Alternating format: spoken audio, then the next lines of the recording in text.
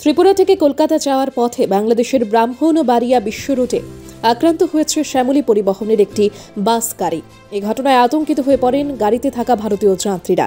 বাসটি বিশ্ব রুটের এক পাশ ধরেই যাচ্ছিল।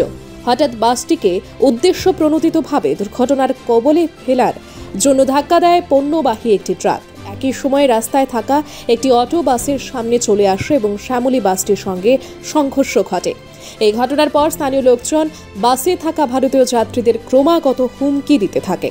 তাদের সামনেই ভারত বিরোধী নানান স্লোগান দিয়ে এবং কটু মন্তব্য করে যাত্রীদের প্রাণনাশের হুমকি দেওয়া হয়। ঘটনায় আতঙ্কিত হয়ে পড়েন বাসে থাকা ভারতীয় যাত্রীরা। এই ঘটনায় নিজের প্রতিক্রিয়া ব্যক্ত করেন মুখ্যমন্ত্রী। ভাবা যায় না এই ধরনের ঘটনা বাংলাদেশে যা হচ্ছে, কোনো অবস্থায় এগুলো মানা যায়। এখনও সময় আছে, শুধরে গেলে ভালো। আদারওয়াইজ তো আমি শুনেছি, আজকে আমি হলে ঢোকার আগেই এই খবরটা আমার কাছে এসছে। এর আসল সত্যতা আরও আমি যাচাই করে তারপরে আমি কমেন্ট করবো এই বিষয়ে। কিন্তু যা হচ্ছে সেটা ভালো হচ্ছে এবং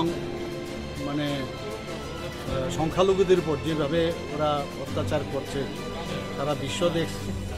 আমি আশা করি আমাদের কেন্দ্রীয় সরকার এবং আমাদের কেন্দ্রীয় নেতৃত্ব এইদিকে নজর রেখেছেন এবং যথাসময়ে যথা ব্যবস্থা নিশ্চয়ই করবেন এবং আমরা সেদিকে আমরা তাকিয়ে রাখি।